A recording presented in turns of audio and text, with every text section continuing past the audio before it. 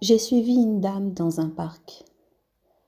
Elle s'est assise sur un banc noir, abîmé, très abîmé. Je me suis assise à côté d'elle, essayant de regarder ce qu'elle contempla. De temps à autre, je la fixais, et je voyais ses yeux se remplir de lumière, se remplir de joie et de bonheur. De temps à autre, ses yeux mouillés, et quelques larmes coula. J'ai osé lui poser la question de savoir ce qu'elle contempla, de comprendre et d'imaginer ce que je ne voyais pas. Cette dame m'a dit que ce parc, ça représentait elle et la vie. Le vieux banc, ça représentait sa personne, l'usure, le temps. Et le fait que les personnes s'assoient dessus représente les personnes qu'elle a pu voir dans sa vie.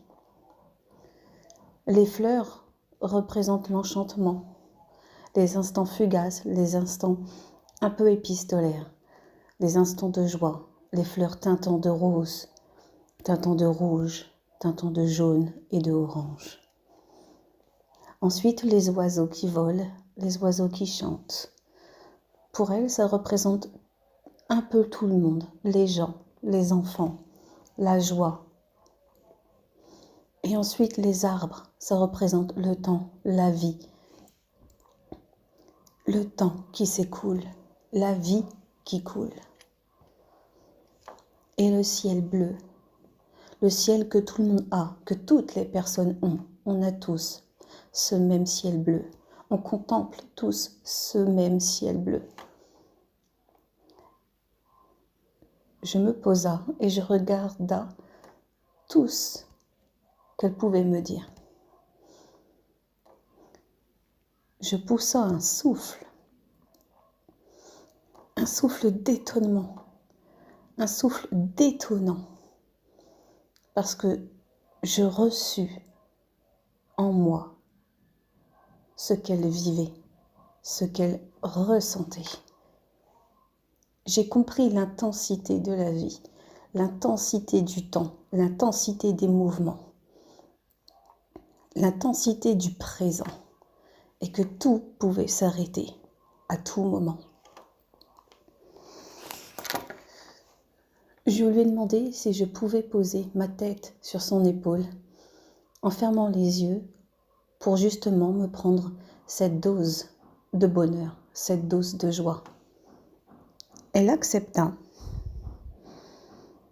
Et au moment où je commence à poser ma tête sur son épaule, elle me dit, comme Baudelaire dans Les Fleurs du Mal, « Qui de ces cœurs mortels entend la raillerie ?» Comme pour me dire qu'il fallait juste croire en soi, qu'il fallait juste de temps en temps se poser et regarder ce que nous avons déjà. Quand j'ai entendu ces paroles, j'ai ouvert les yeux et elle avait disparu. J'ai trouvé une plume à sa place. Je ne sais pas si j'y rêvais, si c'était un songe, mon imaginaire ou un ange. Mais j'ai pris cette plume et je l'ai mis dans ma poche. Ça me réconfortait, ça me réchauffait. J'ai essayé de comprendre qui était cette personne. Et en me rappelant, je me suis dit, j'étais comme un souvenir pour elle, comme un affre du temps.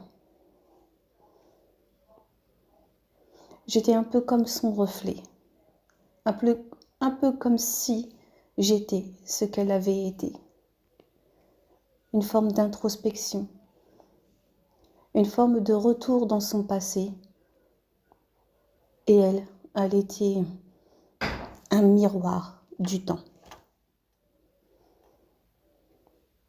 J'ai réalisé que la boucle était bouclée et que ce banc était cette ceinture où on joignait le passé, le présent et le futur. Parce que ce banc